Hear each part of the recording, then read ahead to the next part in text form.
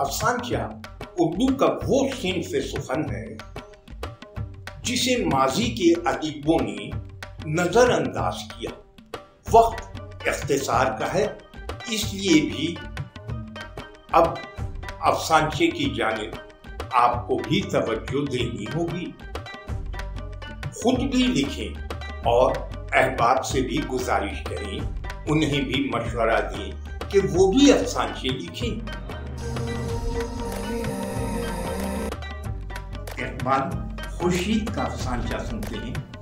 उन्वान है तरक्की पजीर।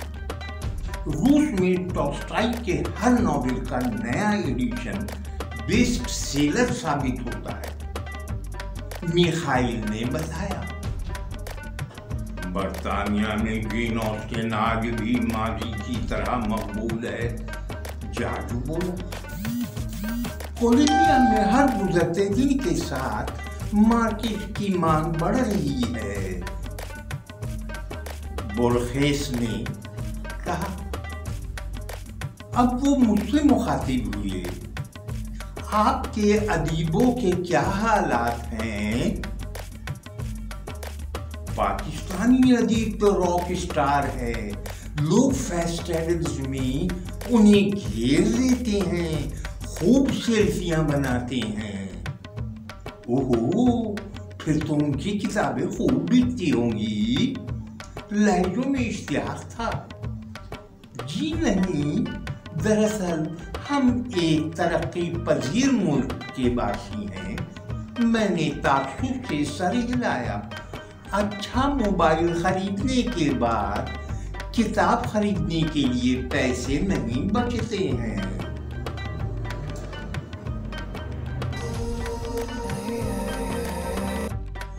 अब मैं अपना ही एक अफसानचा सुना रहा हूं। उन्वान है सहारा। मजहब ने हमें क्या दिया? खुरीजी, तासुब, मौलवीगिरी यूरोप की तरफ देखे। साइंस कहां से कहां पहुंच गई। साइंस ने क्या नहीं दिया। इफ्तिखार मेरी बराबर वाली सीट पर बैठा था, बस तेज रफ्तारी से दौड़ रही थी। उसकी जबान भी उसी रफ्तार से चल रही थी और मुझे उलझन हो रही थी। लाहौर आने में अभी भी काफी वक्त था। सारे रास्ते उसकी बकवास सुननी थी, क्योंकि वो मेरे बॉस का भतीजा जो था।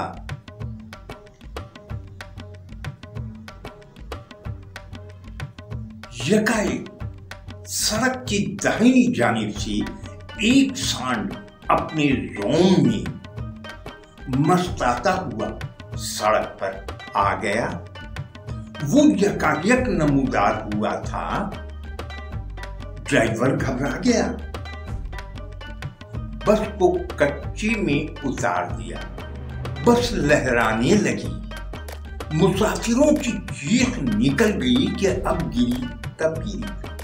सबकी जबान पर एक ही पुकार थी, या अल्लाह मदद। सबसे ऊंची आवाज इफ्तिखार की थी। निशात यास्मीन खान का अफसानचा सुनते हैं। उन्वान है आदि।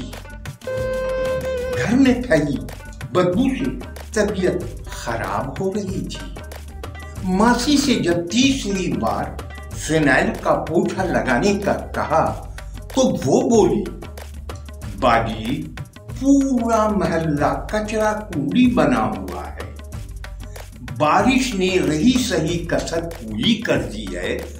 बकरीद के बाद भी सफाई नहीं हो पाई है। अभी कुछ दिन सब्र कर लें। मैंने पूछा, क्या कुछ दिन बाद मोहल्ले की सफाई हो जाएगी?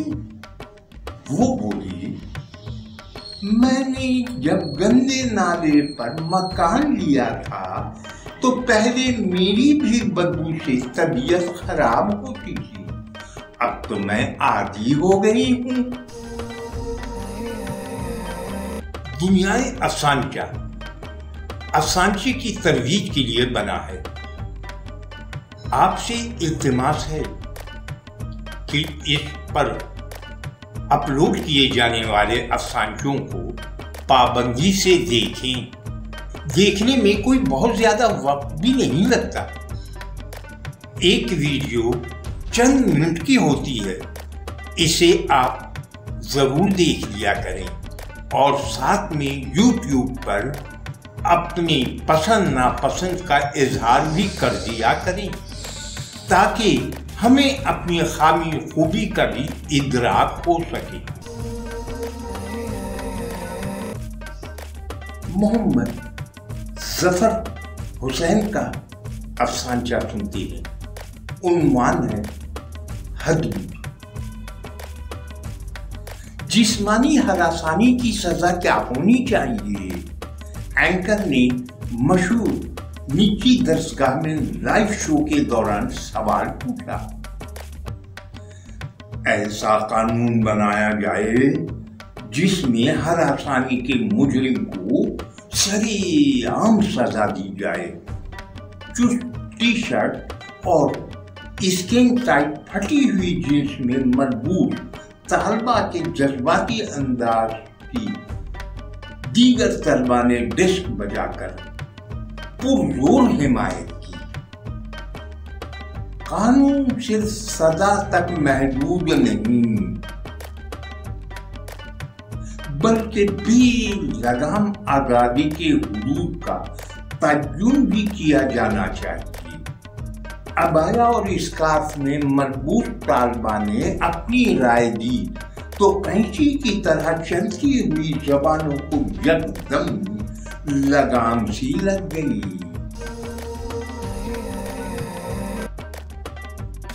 آئیے امی اور رائی کا افسانچہ سنتے ہیں۔ عنوان ہے پیٹ کا دکھ۔ ایک معروف سماجی تنظیم کا بھوک کے خلاف جنگ کے عنوان سے سیمینار جاری تھا۔ مقررین پرجوش تقاریر کر رہے تھے۔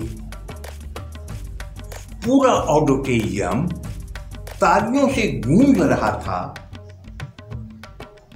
کہ ایک خستہ حال شخص آڈیٹوریم میں داخل ہوا، جسے دیکھ کر پہلے کچھ شور مچا اور پھر خاموشی چھا گئی۔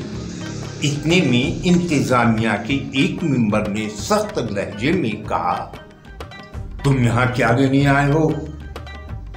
اس شخص نے ایک نظر ہال میں بیٹھے ہوئے خوش لباس لوگوں کی جانب دیکھا اور خوف زدہ لہجے میں کہا، یہاں سستا آٹا مل جائے گا؟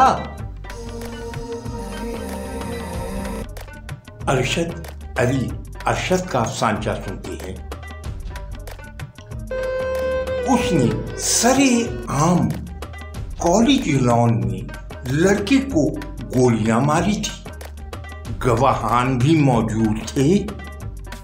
3 لڑکے گواہی دینے کو راضی ہو گئے، مگر محض 4 ماہ بعد وہ قاتل رہا ہو گیا۔ وکیل نے کمال مہارت سے اسلامی ٹچ دیا اور دیت کے قانون کے تحت اسے باعزت بری کروا دیا۔